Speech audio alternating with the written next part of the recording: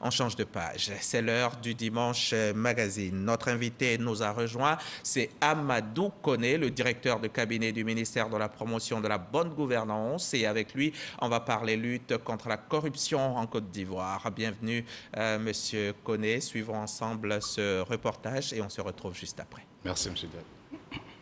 Le vent des audits dans les établissements publics tourne la page des intouchables, en faisant tomber de nombreuses têtes et non des moindres. Des directeurs généraux d'entreprises publiques sont suspendus ou croupissent à la maison d'arrêt et de correction d'Abidjan, MACA. Le racket, lui, a envoyé de nombreux éléments des forces de défense et de sécurité derrière les barreaux.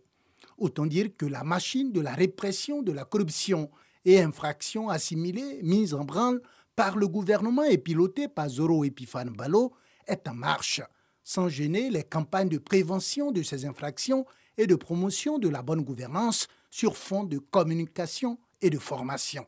Même si les efforts de promotion de la bonne gouvernance déployés par le ministère en charge de la lutte contre la corruption bénéficient d'un écho favorable dans l'opinion publique et auprès des opérateurs économiques, jusqu'où ira le gouvernement dans son combat contre la corruption, se demandent encore de nombreux Ivoiriens. Monsieur le directeur de cabinet, la corruption en Côte d'Ivoire, c'est le sujet d'actualité par excellence et ça ne nous honore pas. Mais déjà, définissez-nous. La corruption, qu'est-ce que c'est? Comment vous la définissez? Merci, Monsieur Diaby, de nous avoir cet après-midi. La corruption a plusieurs définitions.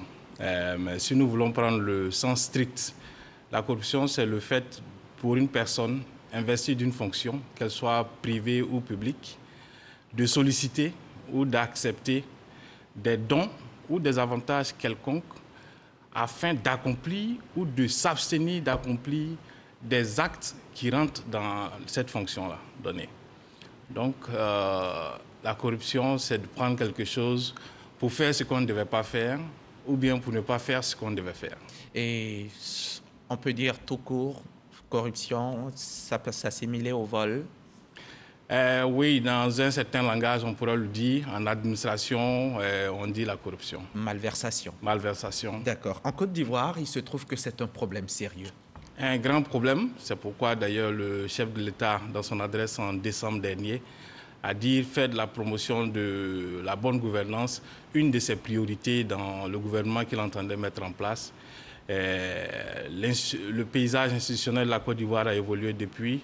Et puis, le chef de l'État a bien voulu mettre en place notre ministère en charge de la promotion de la bonne gouvernance, du renforcement des capacités de la lutte contre la corruption.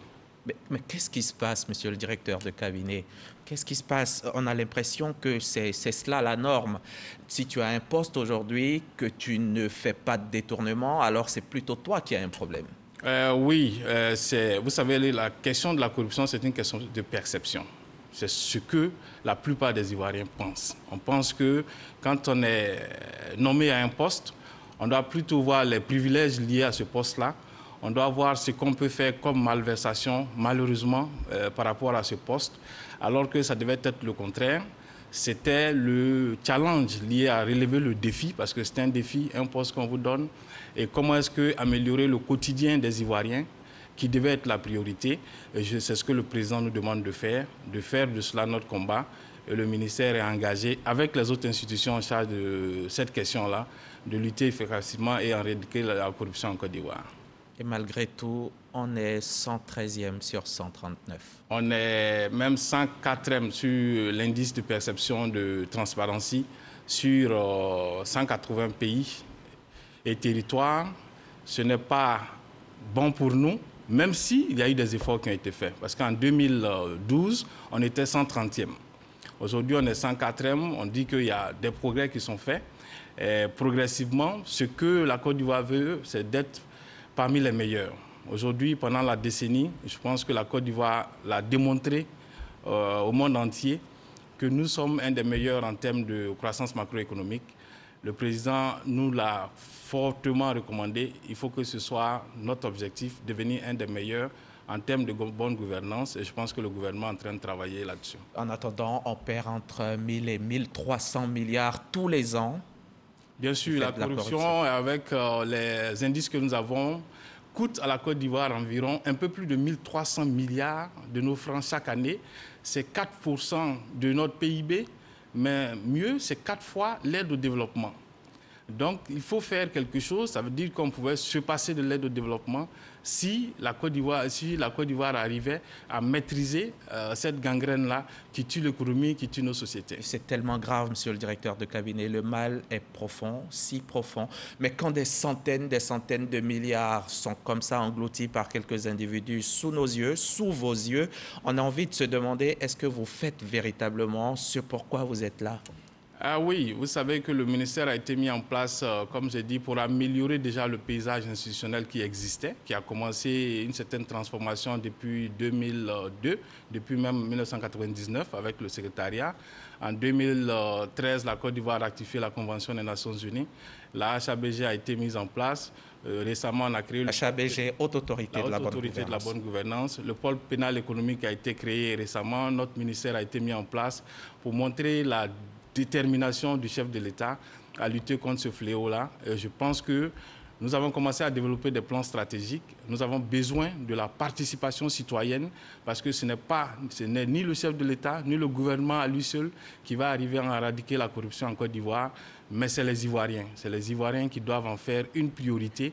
C'est les Ivoiriens qui doivent accepter de dénoncer leurs frères et leurs sœurs qui sont tous les jours devant eux, coupables de ces actes d'infraction-là, pour dire que ça suffit, pour dire qu'ils détruisent l'économie, ils détruisent le pays et qu'ensemble, on peut mieux faire. La Côte d'Ivoire peut aller très loin. Vous avez cité beaucoup d'institutions, notamment la Haute Autorité de la Bonne Gouvernance. Il y a aussi la Cour des comptes, il y a l'Inspection Générale du Travail, il y a le ministère de la Bonne Gouvernance. Ça fait beaucoup, mais en plus, les milliards continue de s'envoler. Ah oui, mais comme je vous l'ai dit, il y a des efforts qui sont faits maintenant. Vous allez voir que la courbe va commencer à changer. Nous avons gagné 7 points depuis 2012. Je pense que la courbe, l'année prochaine, c'est sûr qu'il y a beaucoup de bons qui vont se faire. Il y a très peu de temps, on voyait des hauts dirigeants comme ça être inquiétés dans l'exercice de leurs fonctions. Ça a commencé. Un des axes stratégiques du ministère, exactement, c'est ça, c'est de créer ce climat de stress-là pour dire aux gens en Côte d'Ivoire, maintenant ça va quelque part et que l'État vous regarde. Si vous êtes auteur de malversation, qui que vous soyez inquiets parce que nous venons vers vous. Il ne faut pas aussi que le climat de stress, le climat de peur puisse empiéter sur le travail, la qualité du travail de nos fonctionnaires, de nos directeurs généraux et tout. Maintenant, est-ce que le terrain n'est pas favorable? Je fais et puis il n'y a rien. L'impunité. Tout à fait. En fait, le terrain était favorable parce que, comme je le dis, nous-mêmes, Ivoiriens, on était un peu courtois vis-à-vis des corrompus. Nous-mêmes, on était acteurs de corruption. Quand il y a un concours, on cherche à voir un de nos leaders régionaux pour voir comment est-ce qu'on peut nous aider. Quand il y a une activité, quand il y a une situation, on veut une intervention. Donc, notre sociologie était un peu liée à ça. La Côte d'Ivoire a pris la loi des cadeaux dans la Convention, dans l'ordonnance 2013, à l'article 57, que la plupart des gens ne savent même pas que ça existe. Les cadeaux d'incitation. Les cadeaux d'incitation, parce que moi je suis maire, vous allez quelque part, on vous donne une chèvre, est-ce que c'est logique pour vous inciter à construire leur école, pour vous motiver? Normalement, c'est des formes de corruption, donc il faut que... Qui est chargé de contrôler ça, de surveiller, d'empêcher par exemple un élu local de prendre une chèvre parce qu'on voudrait qu'il construise une population. C'est pourquoi je demande la participation de la population. Le gouvernement est en train de développer une plateforme. Le Premier ministre, dans son adresse la semaine dernière, en a parlé. Spatia, qui va être disponible à la population de contribuer à dénoncer les actes de corruption partout en Côte d'Ivoire. Vous avez donc accès, ce sera publié bientôt, ou partout, et avec un numéro vert qui sera disponible également, où les Ivoiriens peuvent nous contacter la haute autorité, contacter l'État, contacter vos autorités locales, pour qu'ensemble, on s'y mette à vraiment combattre ce fléau-là. Vous en parlez, Spatia, c'est cette plateforme donc, que vous allez mettre en œuvre pour la participation citoyenne, que le citoyen lui-même puisse dénoncer tous ceux qui commettent des actes de corruption et tout. Le numéro vert, vous l'avez déjà? Ah oui, le numéro vert, c'est 1345. J'allais laisser la primeur à qui le droit de donner ça. Je pense que lors de la journée internationale de la lutte contre la corruption, qui sera organisée par le gouvernement, ces informations-là seront données en détail. D'accord. La facilité aujourd'hui, est-ce que ce n'est pas le le propre de l'Ivoirien un peu, qui est un peu voilà, enclin à cette facilité? J'aime dire aux gens, nous les Ivoiriens, nous sommes capables de surprendre les gens positivement. Parce que quand nous sommes sortis de la crise, la priorité des gens, même des plus grands stratèges, c'était que la Côte d'Ivoire se concentre sur ses aspects de sécurité, sur ses aspects de stabilité. Le président, à son temps, avait eu une vision plus loin pour dire non, il va promettre l'émergence, travaillons plutôt à l'émergence. Les gens pensaient que c'était une utopie. 10 ans après, nous avons été cités comme un des meilleurs élèves en termes de croissance macroéconomique au monde. Aujourd'hui, la Côte d'Ivoire est la référence. La Côte d'Ivoire est capable de surprendre les gens, les Ivoiriens sont capables de surprendre. Il suffit que la volonté, et là encore je me réjouis parce que un des ingrédients essentiels de la réussite, donc de la lutte contre la corruption, c'est la volonté politique. Et elle a affirmé au plus haut niveau. Le chef de l'État qui nous dit « Allez-y, vous avez mon soutien, allez-y ». Le Premier ministre qui dit « Allez-y, vous avez mon soutien ». Je pense que rien ne devait arrêter les Ivoiriens d'y arriver. Ils doivent surprendre le monde maintenant en baissant considérablement la corruption. Ça va se faire, sinon les conséquences vont suivre. Qui vole, monsieur le directeur de cabinet? Qui est corrompu? Qui corrompt? Tout le monde est susceptible d'être corrompu. Et tout le monde peut corrompre. Ça, c'est la norme. Aujourd'hui, il faut que les Ivoiriens comprennent que quand on va passer un concours, qu'on prenne des dispositions pour réussir à ce concours-là, plutôt que de compter sur quelqu'un pour nous accompagner. Parce que le concours, à la fin du concours, vous serez responsable de l'administration publique. Vous serez responsable de la mise en œuvre des plans stratégiques. Comment quelqu'un qui n'est pas bien formé pourra conduire donc la destinée, même à ce point stratégique-là, même à ce petit point sectoriel de la Côte d'Ivoire sur certains sujets. Donc c'est très grave. C'est pourquoi nous avons mis les opérations coup de poing, c'est-à-dire c'est des opérations de surveillance. Aujourd'hui, le ministère envoie des candidats pour voir est-ce que ce que les Ivoiriens disent c'est vrai. S'il y a des concours, croyez-moi, le ministère envoie des candidats pour essayer de comprendre les réseaux mafieux qui existent. S'il y a nous sommes dans le domaine de la santé, nous sommes dans le domaine des autres domaines, tous les autres domaines vulnérables, pour regarder qu'est-ce qui se passe. Et vous avez des agents qui sont malades, qui intègrent les centres de santé. Les centres de santé pour voir, quelqu'un est venu me dire ça commence à s'améliorer dans tel ou tel coin. J'ai dit oui, le gouvernement va continuer d'accentuer la pression. Le Premier ministre y tient, le président nous soutient. Je pense que rien ne va nous arrêter. Et quand vous découvrez par exemple des malversations, votre ministre, qu'est-ce qu'il fait? Il en parle tout de suite à son collègue, il appelle la presse pour en parler ou bien il prend tout de suite ses décisions? Non, le ministre en parle à sa hiérarchie. Ça dépendra des cas. Parce qu'il y a des cas qui peuvent concerner peut-être, je dis n'importe quoi, ses collègues. Alors ce ne serait pas séant d'aller parler à ce collègue-là qui, sinon, ne se sentira jamais inquiété tant que l'information va lui revenir. Le ministre se réfère à sa hiérarchie et je pense que des décisions sont prises à ce niveau. D'accord.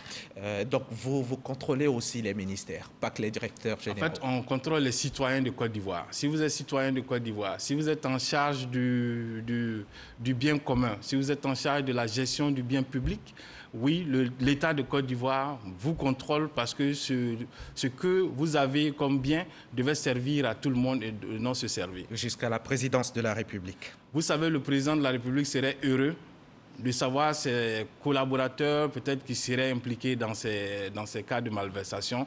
Je suis sûr que lui-même, qui est le porteur de la vision, va nous féliciter si un jour on venait lui dire que tel ou tel collaborateur de la présidence était impliqué dans ces cas-là. Il nous a dit d'aller le plus loin possible et je pense qu'il n'y a pas de raison que quelqu'un soit mis à l'écart. On a lu quelque part récemment que vous jetez les magistrats en pâture. Oh, bon, je ne peux pas faire de commentaires de ce genre-là, je ne suis pas magistrat. Écoutez, le ministère travaille. Nous avons aujourd'hui des résultats qui n'honorent pas la Côte d'Ivoire dans plusieurs domaines. Nous avons énuméré les secteurs sensibles. La justice fait partie des secteurs sensibles. Nous sommes 120e, par exemple. Sur des classements, par exemple. Sur 139. Bon, donc c'est dire qu'il faut reconnaître déjà... Il n'y a pas de justice ici, dans ce pays. On ne dit pas qu'il n'y a pas de justice, on dit qu'il y a beaucoup de choses à améliorer dans tous les domaines. Donc, si la justice doit être améliorée dans certains domaines, on ne dit pas que toute la justice est corrompue, on ne dit pas que tous les juges... Ce n'est pas vrai. Mais il y a beaucoup de secteurs qu'il faut améliorer et ça, c'est la perception des Ivoiriens, c'est la pensée des Ivoiriens. Et je pense que nous, le gouvernement, ensemble, nous devons plutôt y travailler. L'inspecteur général a remis son rapport au chef de l'État. Qu'est-ce qu'il contient, ce document? Je ne sais pas. L'inspection générale... Vous, le ministère de la bonne gouvernance. Je vous le dis, l'inspection générale est une administration de la présidence. donne exclusivement ses rapports au chef de l'État qui décide d'en faire ce qu'il veut. Vous savez, un document peut contenir tout ce qu'on y a écrit. Le chef de l'État, je sais, est déterminé dans la lutte contre la corruption. C'est le porteur de la vision. Il décidera au moment opportun d'en faire ce qu'il faut. Et je pense que de confier peut-être certains pans à certaines personnes. Alors, ces audits dont on entend parler depuis quelque temps, dites-nous en quelques mots. Les audits, qui a volé quoi? Écoutez, on ne fait pas les audits pour faire des chiffres. Il y a les audits de financiers et comptables. Mais sur les réseaux sociaux, il y a des chiffres qui courent, il y a des noms qui courent. Dites-nous ici, les Ivoiriens veulent savoir. Je vous le dis clairement, le ministère du Budget est très souvent l'initiative des audits financiers et comptables. Nous, au ministère de la Bonne Gouvernance, nous faisons les audits de conformité et les audits de bonne gouvernance pour expliquer et justifier ce que le ministère du Budget a découvert dans les audits comptables. On nous dit, par exemple, X montant a été détourné. On dit oui, c'est parce qu'il n'y a pas tel ou tel dispositif. Et à la fin de nos audits, ce que nous envisageons et ce que nous faisons, c'est de mettre en place des dispositifs pour éviter la répétition de la survenue de l'erreur. Parce que sinon, si vous enlevez M. Diaby, que vous mettez M. Koné, il vient avec l'intention de faire comme M. Diaby s'il n'y a pas un cadre qui m'empêche de le faire. Donc, le ministère a développé donc, les dispositifs que nous mettons en place pour que, même quand j'ai la volonté de faire comme M. Diaby, ces dispositifs-là m'empêchent de le faire. D'accord. Vous avez démis certains directeurs généraux de leurs fonctions et tout. Est-ce que ce n'est pas un peu injuste de ne s'en prendre qu'à eux seulement, alors qu'il y a des organes qui étaient chargés de les contrôler, qui donc doivent aussi être comptables de tout ce qui a pu se passer? Et écoutez, lors de la journée internationale de la lutte contre la corruption, nous avons le 8 un atelier pour les présidents du conseil d'administration, pour leur parler par exemple de leurs responsabilités. Conseil d'administration, conseil de gestion. Vous êtes en charge de valider les bilans des directeurs généraux. Donc, vous êtes tout aussi comptable à un certain niveau de la gestion de ces directeurs généraux. Donc, il y a, lors de la journée internationale, une conférence inaugurale prononcée par le ministre du Budget lui-même sur la responsabilité au niveau des marchés publics et tout ça. Donc, il y a beaucoup de choses qui sont en train d'être faites. Il n'y a pas que des directeurs généraux, croyez-moi. Les ministres, par exemple, si mon directeur général, je suis la tutelle, il est pris la main dans le sac, alors je suis concerné en tant que son ministre. Vous savez, les responsabilités seront situées de part et d'autre. Comme je dis, nous faisons des notes au président de la République qui est peut-être au moment donné, qui à un certain niveau donne certaines orientations claires, donne certaines directions claires, mais pour dire que personne n'est à l'abri de quelques sanctions que ce soit. Il y a aussi la question de la récupération de tous les deniers publics qui ont été volés. Oui, il faut qu'à un moment donné, je pense qu'au niveau du ministère, nous sommes en train de réfléchir là-dessus. Il faut qu'on ait une loi et surtout un mécanisme qui nous permette de récupérer les biens qui ont été détournés lors de ces corruptions-là pour permettre surtout de développer plus de mécanismes de lutter contre la corruption. Comme on aime le dire, pour ne pas que la corruption paye, il faut que la lutte paye. Et vous vous préparez à célébrer justement la journée internationale de lutte contre la corruption, c'est jeudi prochain. Tout à fait. Le 31 octobre 2003, l'Assemblée générale des Nations unies a décrété, donc le 9 décembre, journée internationale de la lutte contre la corruption. Donc la Côte d'Ivoire, comme toutes les autres grandes nations, va célébrer donc cette journée-là, le 9. Mais comme je dis, déjà le 8, il y a l'atelier pour la formation des administrateurs des États, des établissements publics. Le 9, il y a la cérémonie solennelle présidée par son Excellence, Monsieur le Premier ministre lui-même. Et puis, il y a un panel de haut niveau qui va se faire ce jour-là. Le 10, on aura un jeu concours avec les étudiants pour voir quels sont les projets de lutte contre la corruption qui pourraient développer. Merci.